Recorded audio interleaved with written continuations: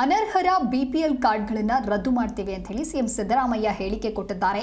BPL ಅರ್ಹರು ಬಿಟ್ಟು ಹೋದ್ರೆ ಸೇರಿಸಬೇಕು, ಅನರ್ಹರು ಇದ್ರೆ ಅವರನ್ನ ಹೊರಹಾಕಬೇಕು ಅಂತ ಹೇಳಿ ಕಲಬುರಗಿಯಲ್ಲಿ ಸಿಎಂ ಸಿದ್ದರಾಮಯ್ಯ ಹೇಳಿಕೆ ಕೊಟ್ಟಿದ್ದಾರೆ.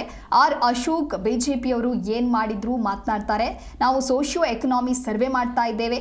ಸ್ವಾತಂತ್ರ್ಯ ಬಂದು 78 ವರ್ಷ ಆಯಿತು. ಜನರ ಆರ್ಥಿಕ ಶೈಕ್ಷಣಿಕ ಪರಿಸ್ಥಿತಿ ಏನಿದೆ ಅಂತ ಹೇಳಿ ತಿಳಿದುಕೊಳ್ಳಲು ಅನುಕೂಲವಾಗುತ್ತೆ ಅಂತ ಹೇಳಿ ಸಿಎಂ ಸಿದ್ದರಾಮಯ್ಯ ಈ ವಿಚಾರವಾಗಿಯೂ ಕೂಡ ಹೇಳಿಕೆ ಕೊಟ್ಟಿದ್ದಾರೆ.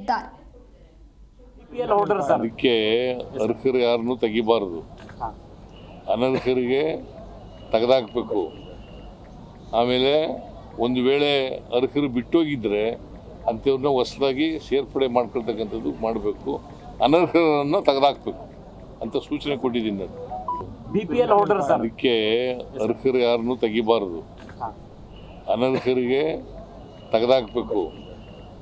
ಆಮೇಲೆ ಒಂದು ವೇಳೆ ಅರ್ಹರು ಬಿಟ್ಟೋಗಿದ್ರೆ ಅಂಥವ್ರನ್ನ ಹೊಸದಾಗಿ ಸೇರ್ಪಡೆ ಮಾಡ್ಕೊಳ್ತಕ್ಕಂಥದ್ದು ಮಾಡಬೇಕು, ಅನರ್ಹರನ್ನು ತೆಗೆದಾಕಬೇಕು.